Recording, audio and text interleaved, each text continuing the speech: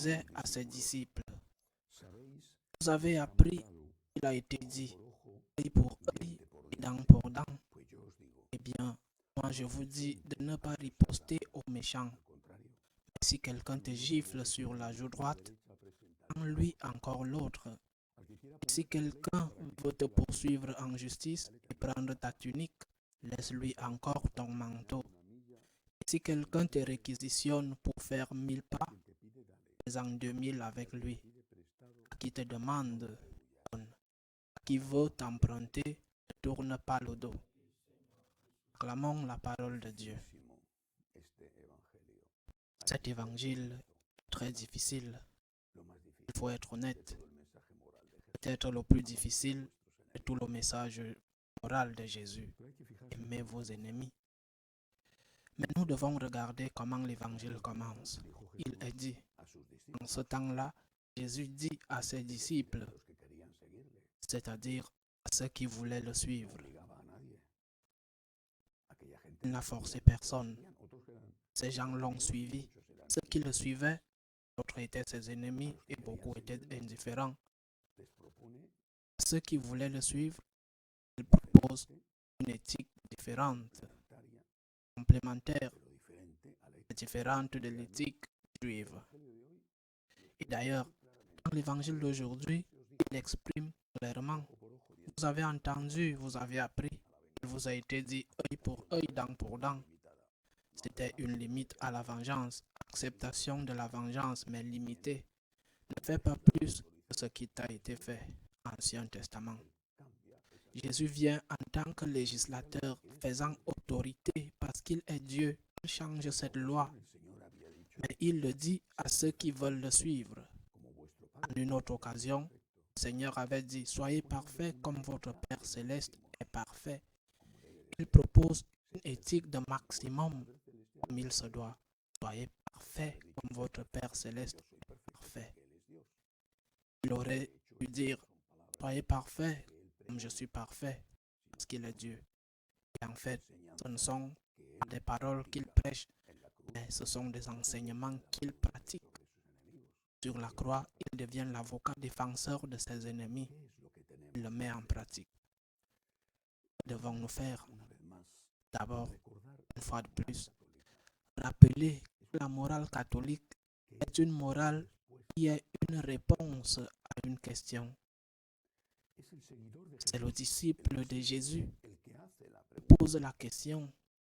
La morale catholique n'est pas la première chose que nous entendons ou devrions entendre. La première chose, celle qui est indispensable de dire avant de proclamer toute norme morale, pas même celle-ci, qui est la plus haute.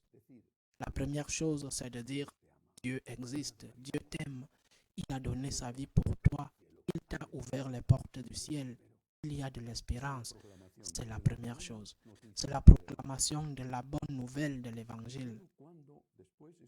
Et ce n'est que lorsque cette personne devient alors un disciple, un suiveur, ou en même temps, et jamais avant, cette personne te demande, que dois-je faire pour être ton disciple? Que dois-je faire pour t'aimer et te remercier pour ce que tu m'as donné? C'est la question de l'éthique, de la morale. Que dois-je faire? Dans le processus de conversion des saints, c'était toujours comme ça. Le cas de Saint François m'est plus connu que celui des autres saints. Je suis sûr qu'il y en a toujours été ainsi pour tous. Saint François, après sa conversion, ne sait pas quoi faire. Il demande au Seigneur avec insistance. Et pendant presque 2 ans, il se rendait à l'ermitage de San Damiano pour lui demander « Que veux-tu que je fasse ?» Avec insistance, avec persévérance. « Seigneur, j'ai connu ton amour. Que veux-tu que je fasse ?» Et puis le Seigneur dit « Commence par accomplir mes commandements, c'est-à-dire commence par faire le minimum. Ne tue pas, ne vole pas, les 10 commandements. Et puis, aimez-vous les uns les autres comme je vous ai aimé. Imite-moi. » Imitation du Christ. D'abord les bases et ensuite aspirer à plus.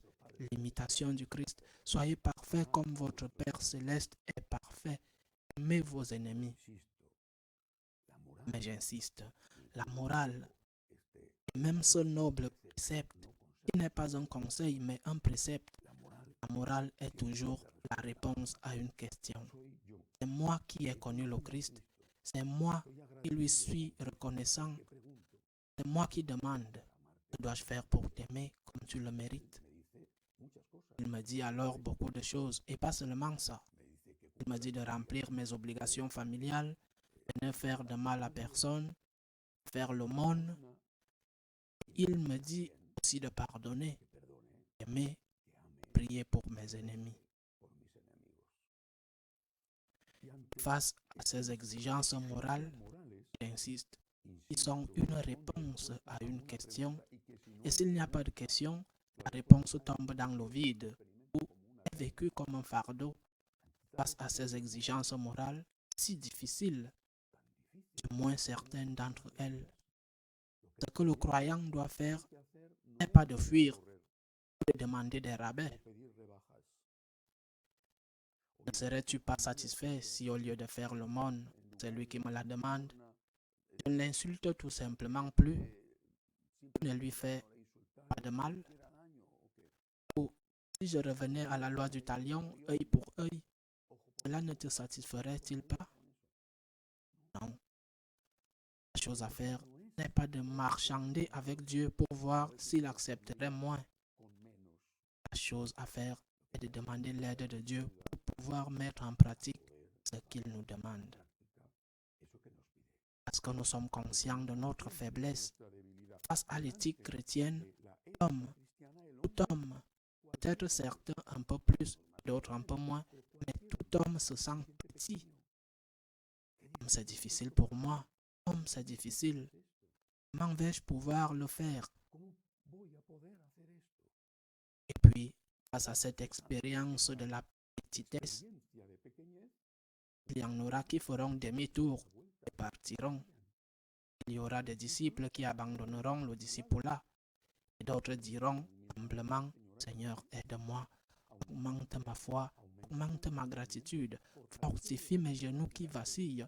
Seigneur, aide-moi, je veux être à tes côtés, aide-moi. Et si je tombe, parce qu'il y a un jour où je n'en peux plus, quand je ne réussis pas, Seigneur, aie pitié de moi et relève-moi, mais je ne te quitterai pas. Je me souviens qu'il y a de nombreuses années, j'ai lu une œuvre de Nikos Kazantzakis. Le personnage principal, originaire de Crète, une île grecque de la Méditerranée, et on peut voir qu'ils sont particulièrement fiers de cette île. Ils se sentent très fiers d'être originaires de cette île. Et il raconte qu'un jour, son grand-père, il parlait à son grand-père, qui lui a demandé, donne-moi un ogre, grand-père. Et son grand-père lui a dit, alors qu'il était adolescent, arrive aussi loin que tu peux. Et il a dit à son grand-père, donne-moi un commandement crétois. Et le grand-père lui a dit, alors arrive jusqu'où tu ne peux pas. Nous ne pouvons pas. Nous devons essayer. Quand on vise la perfection, on ne l'atteint pas, mais on obtient beaucoup plus si on recherche la médiocrité. Lorsqu'un étudiant s'efforce d'obtenir la note maximale, en Espagne c'est 10, il ne l'obtient pas toujours. Certains étudiants brillants y parviennent, la plupart d'entre eux n'y parviennent pas, mais ils obtiendront une bien meilleure note, ils apprendront bien plus si ce qu'ils recherchent est simplement une réussite. Si tu cherches une réussite, va aussi loin que possible. Fais ce que tu peux et ne t'inquiète pas. Rien ne se passe. Nous sommes tous faibles, nous sommes tous humains. Que peut-on faire? Dieu est bon, ne t'inquiète pas. Si tu ne cherches qu'à réussir, il est très très probable que tu échoues. Si tu fais un effort, si tu luttes, même si tu ne réussis pas, tu obtiendras beaucoup plus que si tu ne fais pas d'effort. C'est une loi de la vie.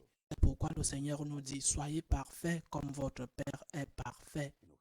Et il nous dit, sois calme, tu n'es pas seul dans cette lutte, je suis avec toi. Il y a ma grâce qui t'aide et ma miséricorde qui te relève. Mais soyez parfaits comme votre Père est parfait. Demandons humblement à Dieu l'aide dont nous avons besoin. Je ne dis pas qu'il faut demander un ordre chrétien, mais qu'il faut demander un ordre catholique. Seigneur, aide-moi à être parfait comme tu es parfait, comme le Père et l'Esprit sont parfaits. Qu'il en soit ainsi.